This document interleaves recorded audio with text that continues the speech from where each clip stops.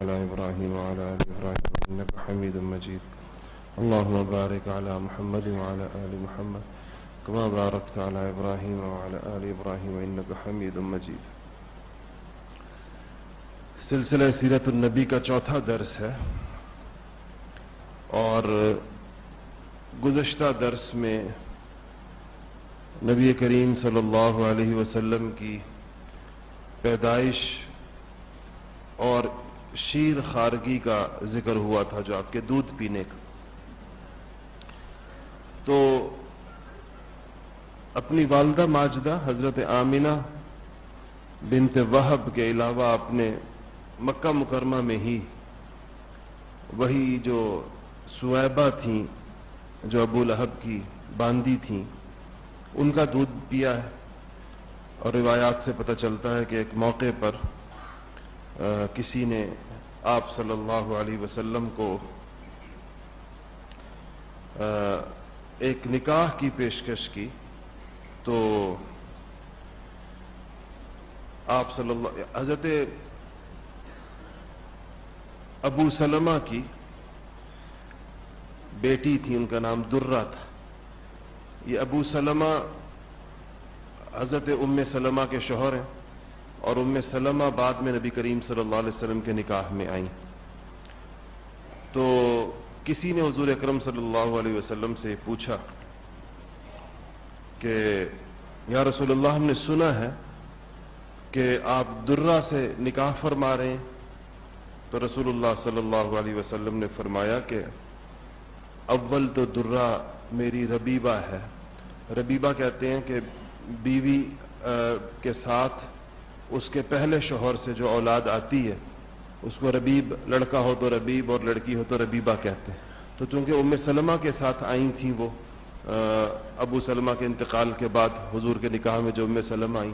دوسرا آپ نے فرمایا کہ وہ میری رضائی بھتیجی ہے درہ، اس لیے کہ اس کے باپ ابو سلمہ نے اور میں نے، ہم دونوں نے سویبہ کا دودھ پیا.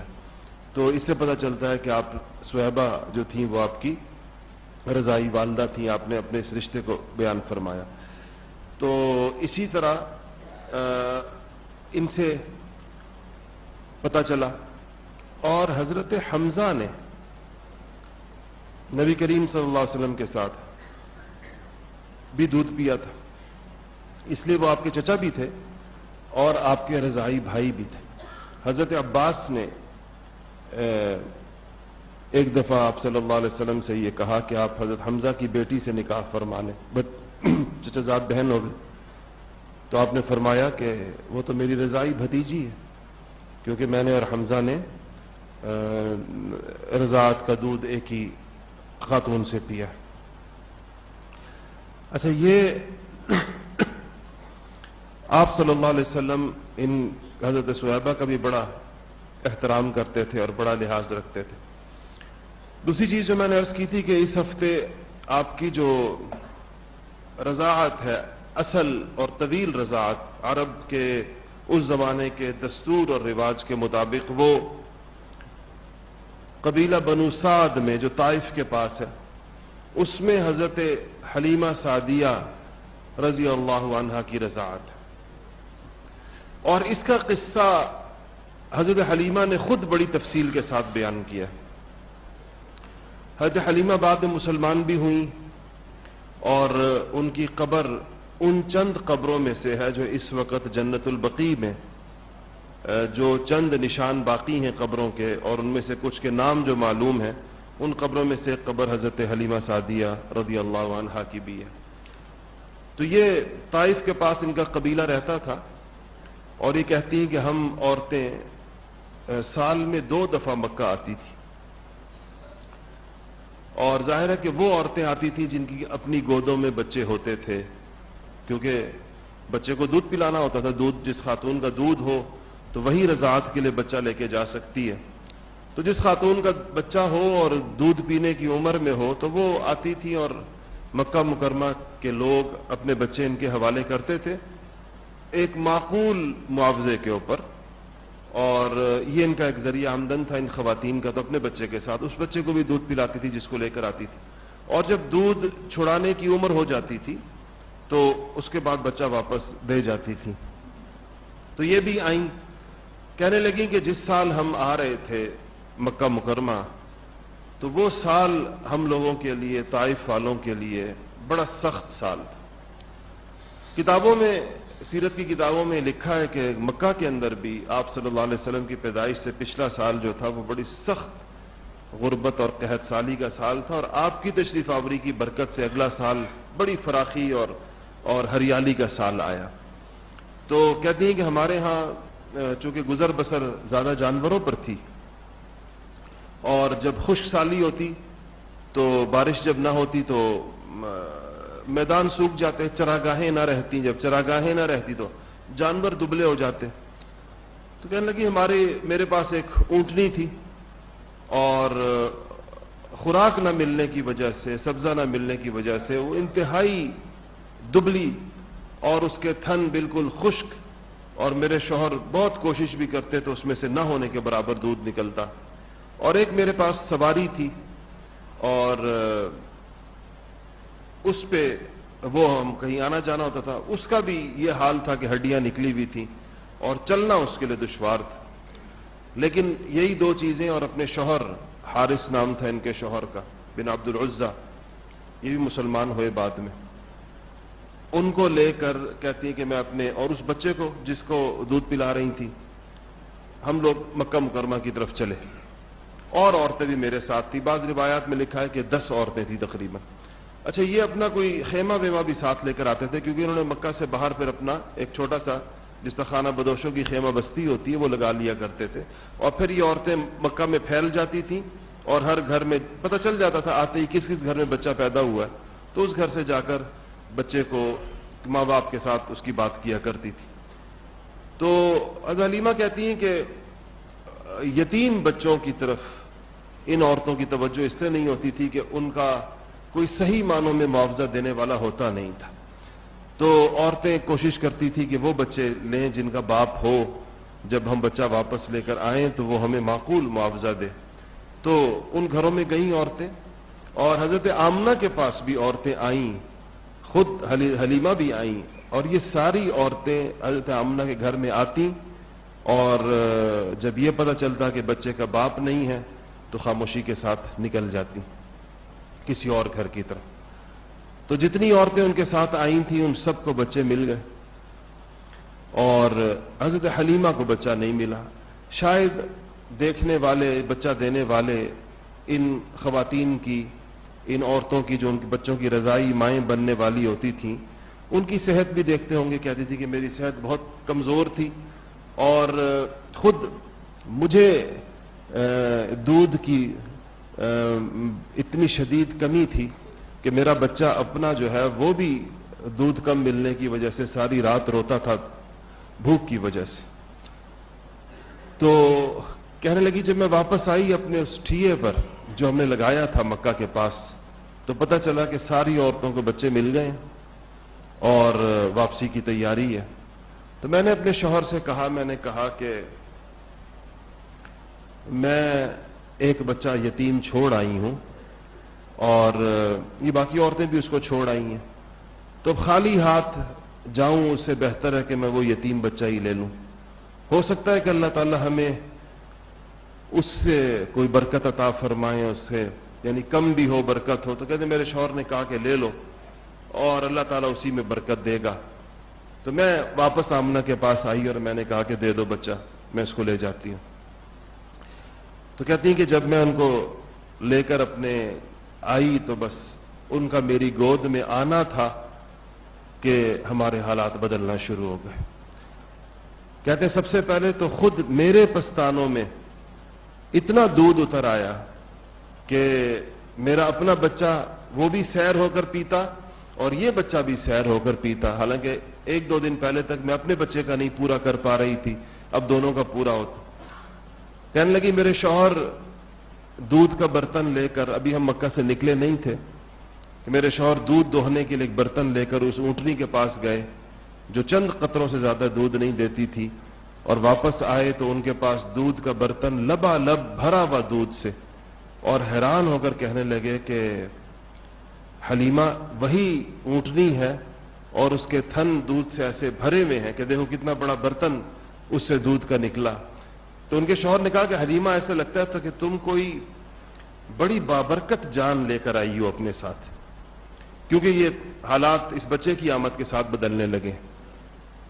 پھر کہتی ہیں کہ جب یہ تو ہم نے دیکھ لیا, یہ دو چیزوں کا اندازہ تو سفر سے پہلے ہی ہو گیا.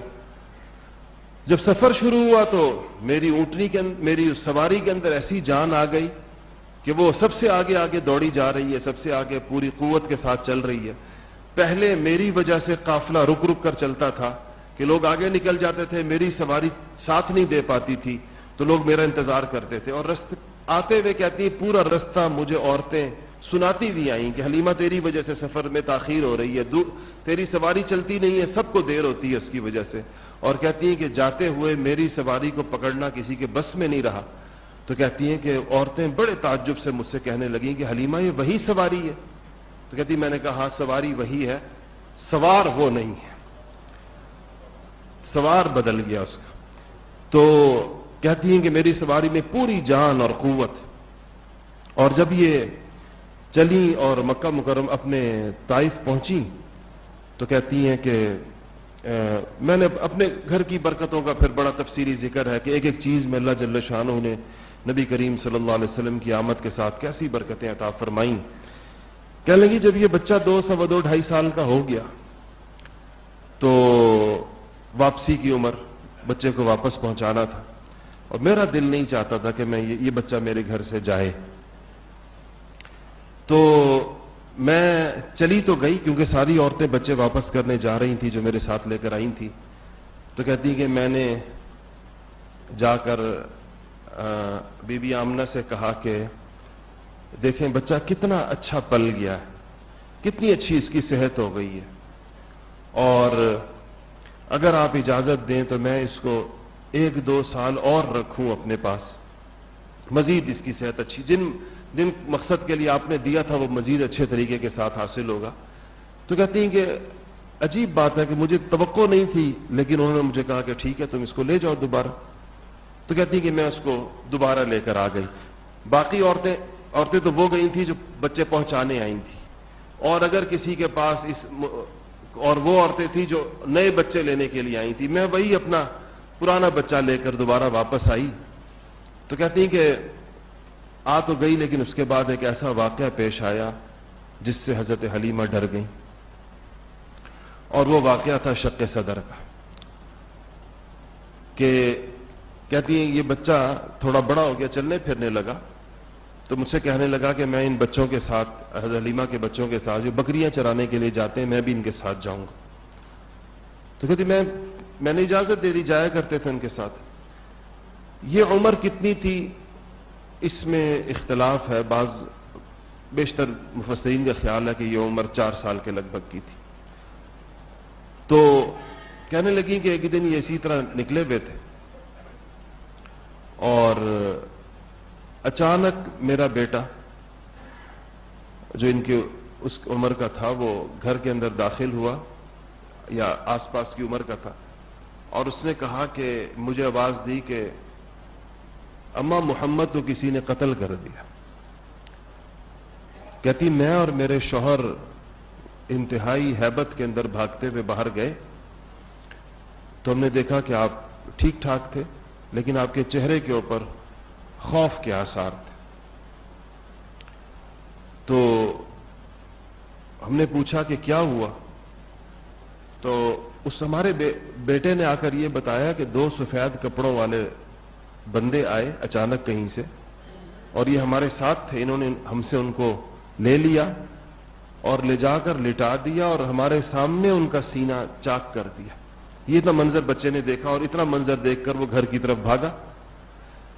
تو کہتی ہم جب گئے تو وہ ٹھیک تھے, تو ہم نے پوچھا کہ کیا ہوا, تو آپ نے کہا کہ 2 بندے آئے تھے اور انہوں نے میرا سینہ چاک کیا اور اس میں سے دل نکالا اور ایک پانی کا تشت ساتھ لے کر آئے تھے, اس کے اندر دل کو دھویا اور اس کے بعد دوبارہ دل کو جو ہے اپنی جگہ پر رکھ کر جب اس کے اوپر سینے پر یوں ہاتھ پھرا تو وہ سل گیا سینہ. اور یہ بعد میں رسول اللہ صلی اللہ علیہ وسلم نے فرمایا کہ जिब्राइल और मिकाइल थे, दो फरिश्ते अल्लाह की तरफ से आए थे। ये जो शक़ सदर कहलाता है, ये आप सल्लल्लाहु अलैहि वसल्लम के मौजज़ात में से है और सही अहादीस से साबित है। और ये एक दफ़ा नहीं, ये 4 दफ़ा हुआ रसूलुल्लाह सल्लल्लाहु अलैहि वसल्लम के साथ। और चारों दफ़ा के बारे में रिवायात है कि पहली दफ़ा तो ये है कि जब आप यहाँ पर हज़रत हलीमा सादिया के घर के अंदर थे, और दूसरा यानी इस वक्त आपकी उम्र तकरीबन 4 साल है, और दूसरी दफ़ा जो आपको हुआ है शक़ सदर, तो उस वक्त आपकी उम्र तकरीबन 10 साल की थी। अच्छा, बाज़ सीरत निगार 5 दफ़ा का शक़ सदर का जिक्र करते हैं, और वो कहते हैं कि एक दफ़ा आपको शक़ सदर 20 साल की उम्र में भी हुआ है। लेकिन इस 5वीं दफ़ा के शक़ सदर की जो हदीस की रिवायात है, उस पर मुहद्दिसीन को उसकी सनद के ऊपर एतराज़ है, और वो उसको कोई बहुत मजबूत सनद नहीं समझते 5वीं दफ़ा वाले को, ये जो 20 साल वाली उम्र का है। लेकिन ये 4 जो हैं, एक 4 साल की उम्र का, और दूसरा जो है ये 10 साल की उम्र का, और तीसरा जब आपको नबूवत मिली 40 साल की उम्र के अंदर, नबूवत के ज़माने के अंदर, और चौथा जब आप मेराज के ऊपर तशरीफ़ ले जाने लगे तो उससे पहले, यानी तकरीबन 50 साल की उम्र के वक्त के अंदर। तो ये 4 दफ़ा का जो शक़ सदर है, ये तो रिवायात सहीहा और अहादीस मोतबरा से ये साबित है। इसमें हिकमत क्या थी? क्योंकि जिब्राइल ने जब आप एक लोथड़ा भी गोश्त का निकाल कर आपके क़ल्ब मुबारक से जुदा किया और कहा कि ये शैतान का हिस्सा था जो निकाल दिया गया आपके अंदर से, तो और फिर उसके बाद इसको जन्नत के पानी से धोना, या बाज़ रिवायात में जमजम से धोना, मुख्तलिफ दोनों चीज़ों का, इसमें हिकमत क्या थी? इसमें अल्लाह ताला की तरफ से इशारा किस चीज़ का था? इस पर जाहिर बात है कि हमारे पास इसकी कोई वो तफसीलात तो नहीं। मुहद्दिसीन ने अपनी तौजीहात ज़रूर की हैं, और वो ये कहते हैं कि ये नबी करीम सल्लल्लाहु अलैहि वसल्लम के क़ल्ब अथर की पाकी की एक ज़ाहिरी सूरत अल्लाह जल्ल शानहू ने इख्तियार की, और ज़ाहिरी सूरत का मकसद लोगों का उनके इस बात के ऊपर यकीन आना, और लोग इस बात को समझें कि आपके क़ल्ब मुबारक को पाकीज़ा रखने का, गुनाहों की गर्मी से भी, शैतान के हिस्से से भी, इसका अल्लाह ताला की तरफ से गैर मामूली इंतज़ाम हुआ है।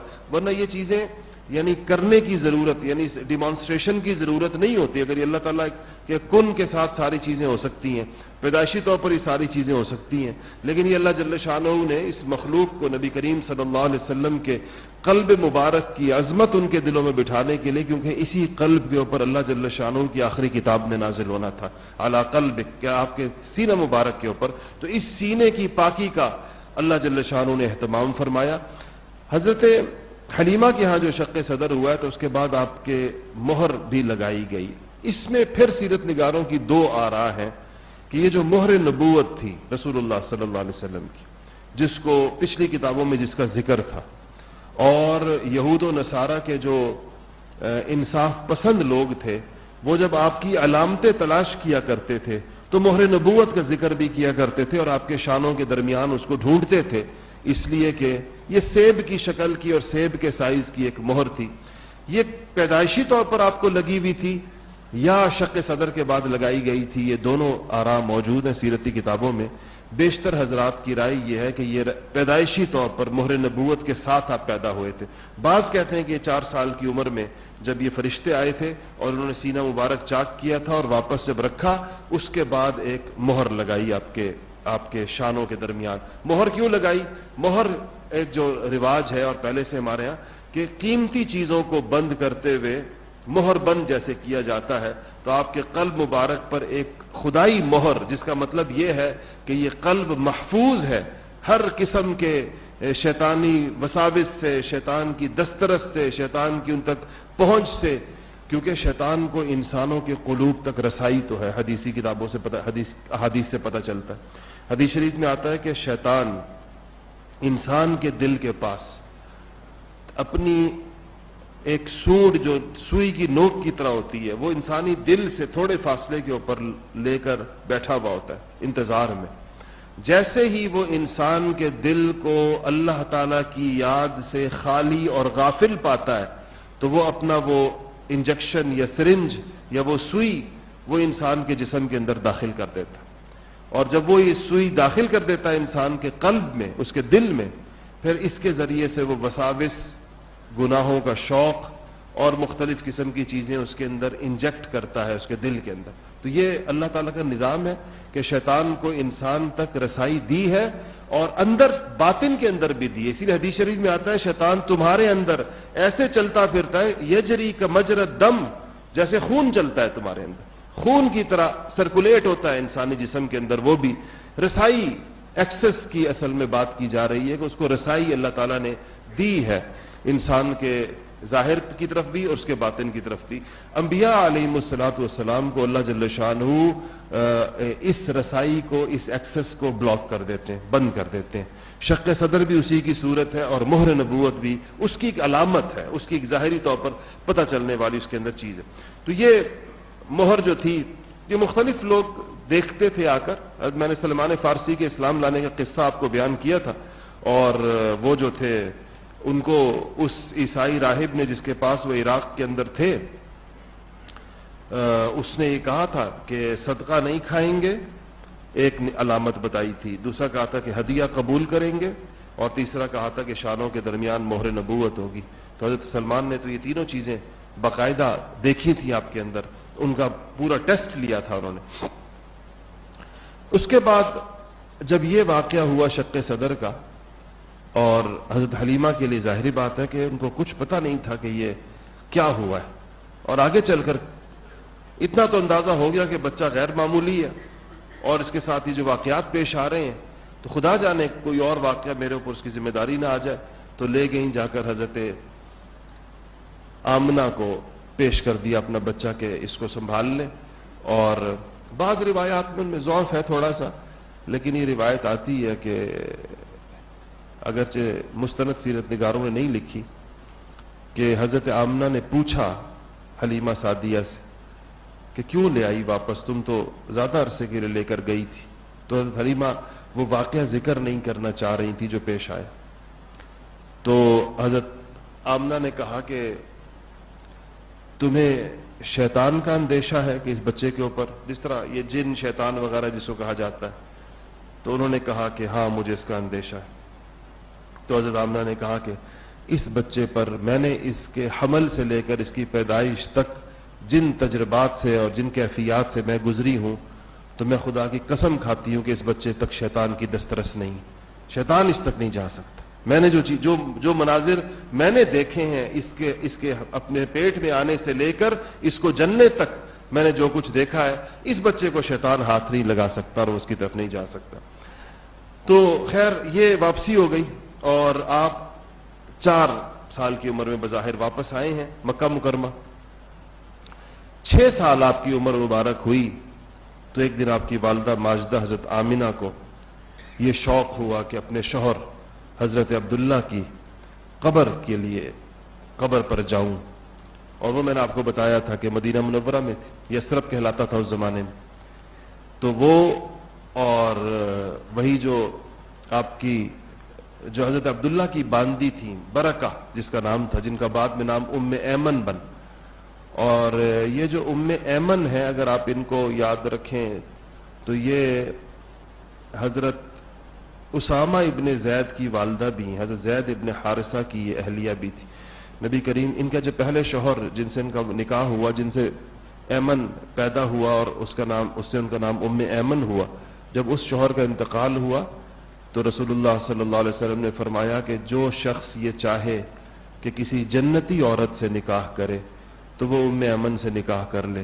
اس پر حضرت زید ابن حارثہ نے ان سے نکاح کیا تھا.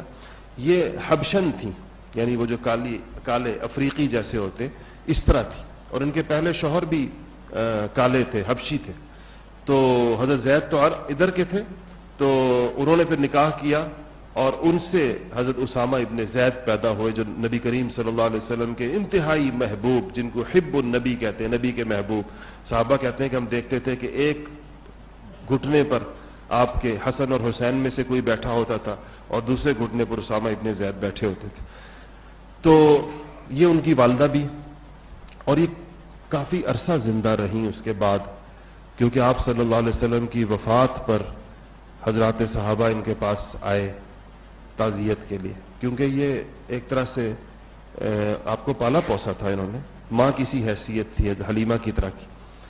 تو یہ ام ایمن ساتھ تھیں اور عبد المطلب بھی ساتھ گئے، دادا وہ بھی ساتھ گئے بیٹے کی قبر کے لیے، بہو کے ساتھ اور بچے کے ساتھ. تو مدینہ میں 1 مہینہ رہیں حضرت آمنہ، اور وہاں سے جب وہ واپس آ رہی تھیں تو مدینہ منورہ سے آگے آ کر ابوا ایک جگہ ہے مکہ کے رستے کے اندر، مدینہ کے قریب ہے، اور وہاں پر وہ بیمار ہوئیں اور ان کا وہیں پر انتقال ہو گیا. آج بھی ان کی قبر وہیں ابوا کے اندر ہے، اور وہیں ان کی تدفین وہیں پر ہوئی. اور حضور اکرم صلی اللہ علیہ وسلم کو 6 سال کی عمر میں یعنی والدہ کا کبھی انتقال ہوا، اور پھر دادا اور ام ایمن آپ کو لے کر واپس آ گئے. اب آپ صلی اللہ علیہ وسلم مکمل طور پہ دادا کے سپرد ہو گئے، والدہ بھی نہیں رہی تب عبد المطلب.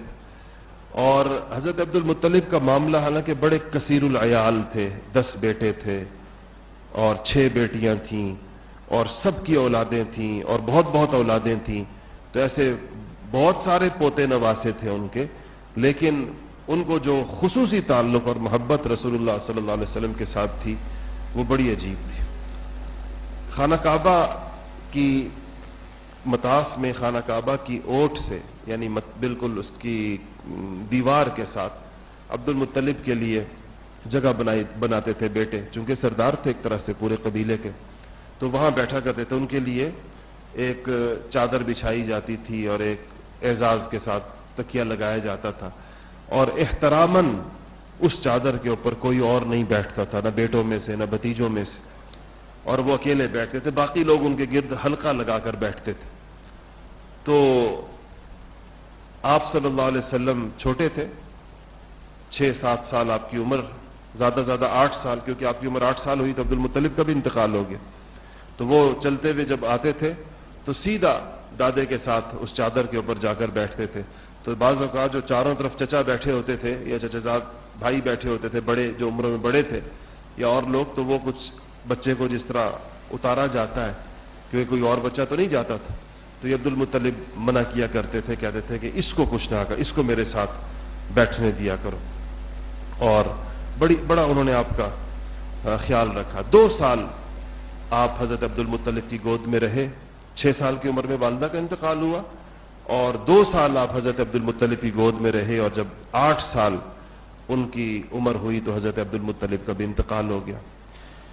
اور ان کے انتقال کے بعد اپنے بہت سارے چچاؤں میں سے چونکہ سب سے زیادہ سمجھدار اور والد کے بعد ان کے ایک طرح سے جانشین مکہ میں وہ ابو طالب تھے، تو ابو طالب کی گود میں آپ آ گئے. اور ابو طالب نے بھی پھر یعنی 8 سال کی عمر میں جو نبی کریم صلی اللہ علیہ وسلم کو وصول کیا اور اپنی گود میں رکھا، اس کے بعد سے لے کر وہ اپنی وفات کے دن تک آپ کی پشت کے اوپر کھڑے رہے.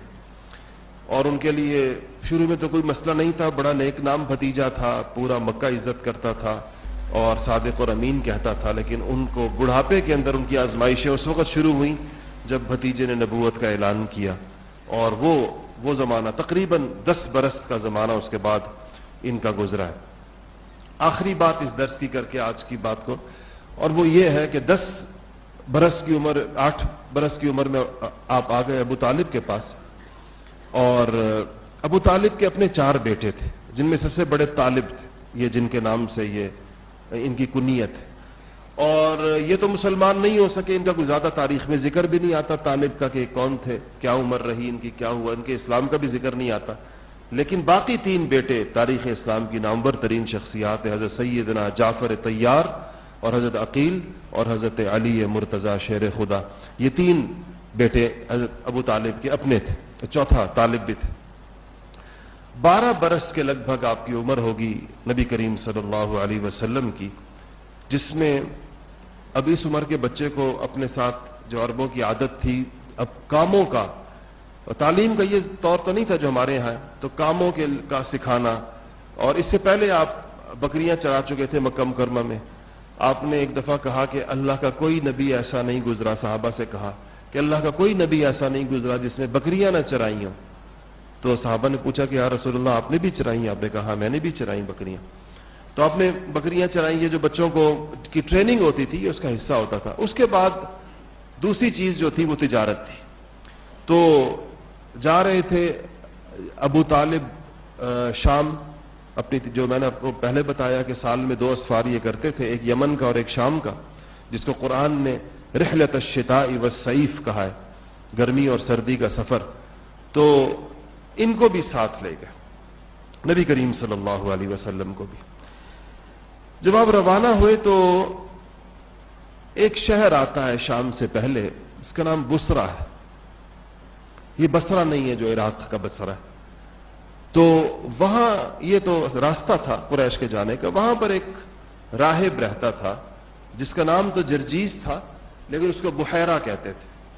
اور یہ راہب بہت زیادہ پکا راہب تھا. اس کے بارے میں مشہور یہ تھا کہ اس کی عمر بہت زیادہ عمر کا تذکرہ آتا ہے. دوسرا یہ کہ اپنے کلیسا سے کبھی باہر نہیں نکلتا تھا. راہبوں کا یہی کام ہوتا تھا، وہ تو بالکل بند، دنیا سے تعلق نہیں رکھتے تھے، سوشلائزیشن نہیں ہوتی تھی کسی قسم کی بھی. تو یہ اسی کے جرگے جو گرجا تھا، اس گرجے کے پاس کوئی پڑاؤ کی جگہ تھی جہاں یہ قافلے رکا کرتے تھے. ان کو پتا تھا کہ یہ ایک گرجا ہے اور اس میں ایک راہب رہتا ہے لیکن وہ باہر نہیں آتا. اور ظاہر ہے کہ مشرکین مکہ تو کوئی عیسائی تو تھے نہیں کہ اندر جاتے، تو وہ بس اتنی معلومات ان کو تھی. تو یہ جب گئے، ابو طالب لے کر گئے اور اسی جگہ پر آپ پہنچے، اس پڑاؤ کے اوپر جہاں سامنے بحیرہ کا معبد تھا. تو ایک عجیب واقعہ قریش نے پہلی دفعہ دیکھا کہ جرجیس یا بحیرہ باہر نکل آیا اور اس نے کسی کو تلاش کرتے سیدھا حضور اکرم صلی اللہ علیہ وسلم کے پاس آ گیا. اور اس نے آ کر قافلے والوں سے پوچھا کہ اس بچے کا ولی کون؟ لوگ کہتے ہیں کہ اس نے یہ نہیں پوچھا کہ بچے کا باپ کون ہے، ولی کون ہے اس نے کہا. اور باپ اس نے نہیں پوچھا کہ کتابوں میں لکھا تھا کہ بچہ یتیم ہوگا، پچھلی کتابوں میں.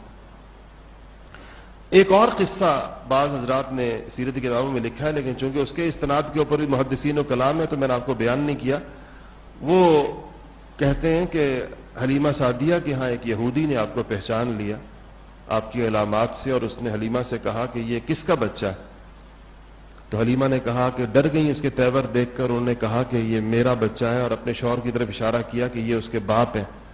تو اس کو ایسے مشکوک سے انداز کے اندر وہ چلا گیا اور کہنے لگا کہ اگر یہ یتیم ہوتا تو یہ نبی آخر الزمان تھا، اور لیکن چونکہ یہ ماں باپ موجود ہے تو یہ نبی نے، اگر اس کے ماں باپ نہ ہوتے تو یہ نبی آخری نبی یہ بچہ تھا.